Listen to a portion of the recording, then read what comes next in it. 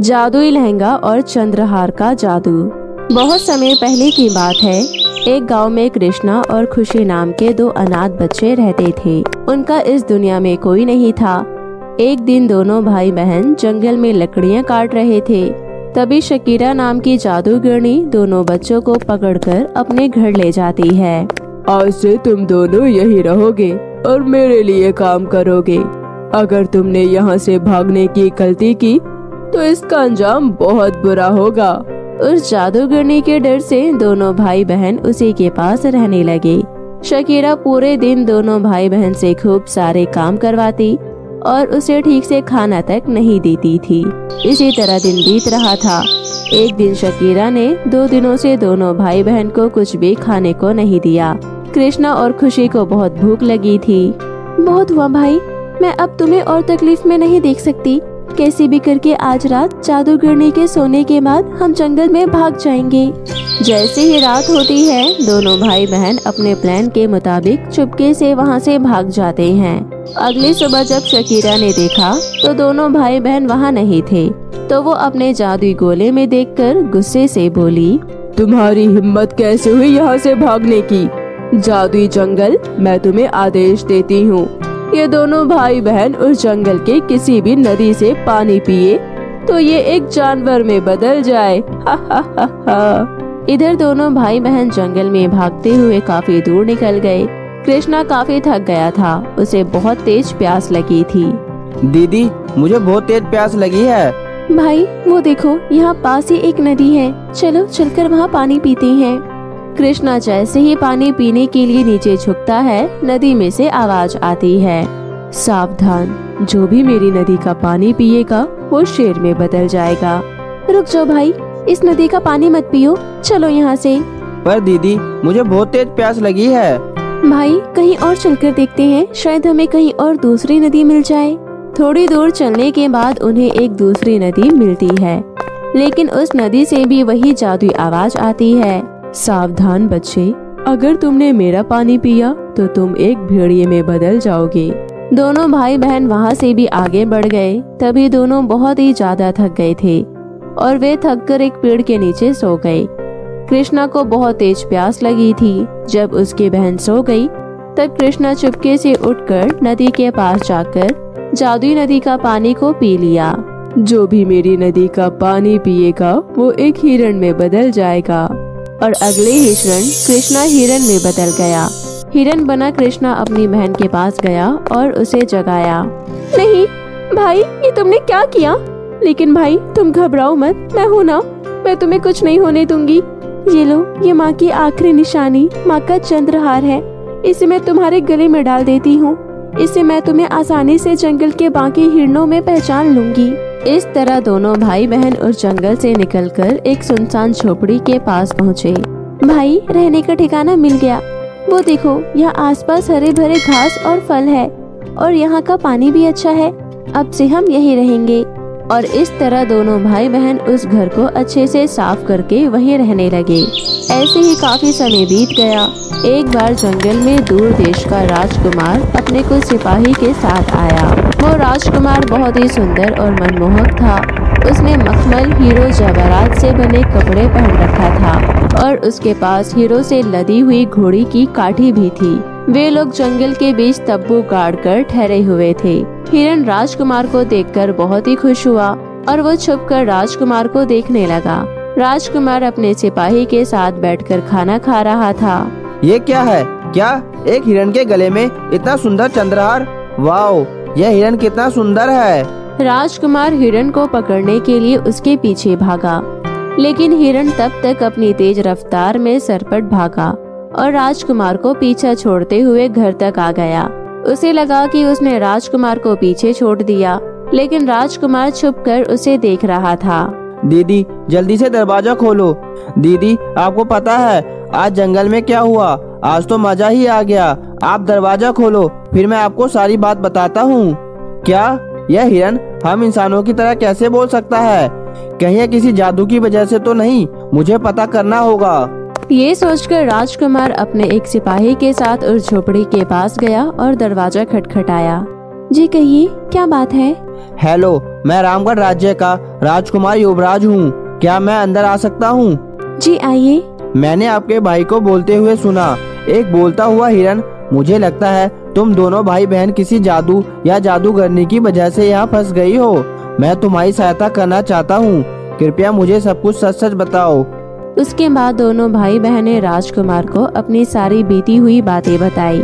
उस दिन के बाद से हम दोनों भाई बहन उस जादूगरनी से छुपकर इस छोटी सी झोपड़ी में एक दूसरे के साथ खुशी खुशी रहते हैं। आखिर आप ऐसे अकेले इस वीरान जंगल में कब तक रहेंगी?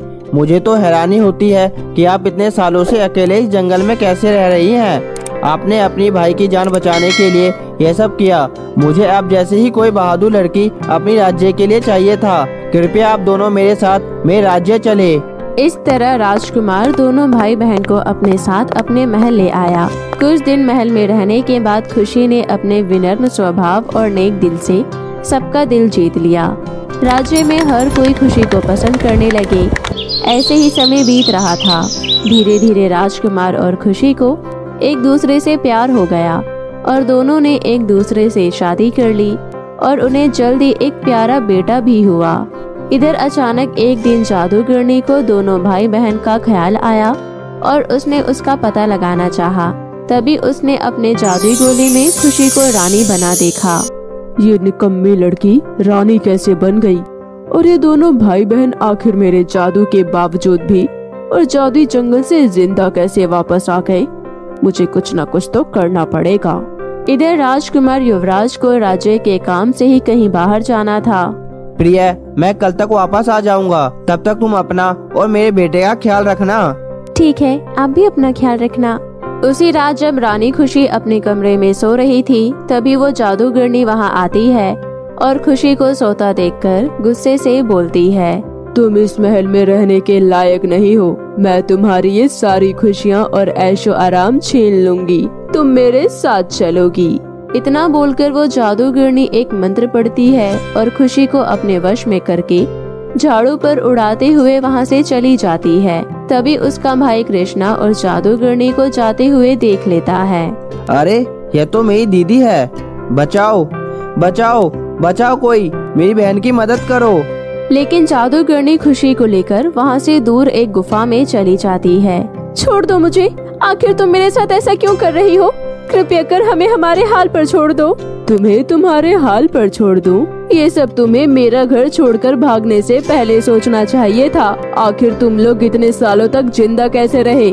अब तुम्हारे जाने के बाद तुम्हारा वो हिरण भाई, तुम्हारा पति और तुम्हारा वो प्यारा सा बेटा सब बर्बाद हो जाएगा।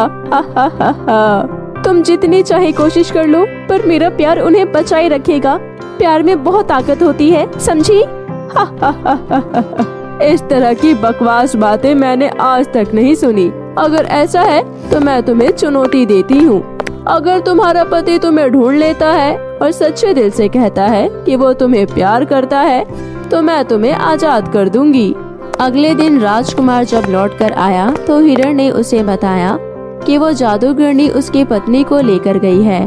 तो वो हैरान रह गया। वह कहाँ रहती है? हमें उसका पता बताओ।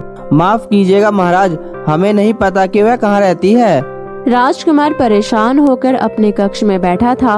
तभी एक दासी उसके पास आई और बोली, महाराज, कल रात बहुत अजीब हुआ। जब मैं राजकुमार के कमरे में थी तब वहाँ रानी आई और अपने बच्चे को गोद में उठाकर बोली, ओह मेरा प्यारा बच्चा, मुझे नहीं पता अब मैं तुमसे और मिल पाऊंगी या नहीं, पर बेटे मैं तुम्हें बहुत चाहती हूँ और याद रखना मैं हमेशा तुम लोगों के साथ रहूंगी। हमेशा खुश रहना बेटा। महाराज, रानी बहुत ही कमजोर लग रही थी, जैसे मानो वो कोई इंसान नहीं बल्कि एक आत्मा हो। महाराज, रानी बहुत बड़ी मुसीबत में है, कृपया उन्हें बचा लीजिए। हम रानी को नहीं खोना चाहते। ठीक है, आज रात मैं अभी तुम्हारे साथ इंतजार करूँगा। इतना बोलकर राजकुमार दासी के साथ रात होने का इंतजार करने लगा। जैसे ही 12 बजा तभी रानी की आत्मा वहाँ आई। ओह मेरा बच्चा, तुम ठीक तो हो ना? बेटा, शायद अब मैं दोबारा तुमसे कभी नहीं मिल पाऊँ, लेकिन याद रखना मैं हमेशा तुम्हारे साथ रहूंगी। खुश रहना बेटा और अपने पिता का नाम रोशन करना। तभी राजकुमार खुशी के पास आता है। प्रिय, ओह मुझे यकीन था तुम जरूर आओगी। ओह मुझे यकीन था तुम जरूर आओगी। रुक जाओ, हमें छोड़कर मत जाओ। नहीं, मुझे जाना होगा। ये मेरा शरीर नहीं है बल्कि मेरा प्यार है जो तुम दोनों से मिलना चाहता था, इसलिए मैं यहाँ आ गई।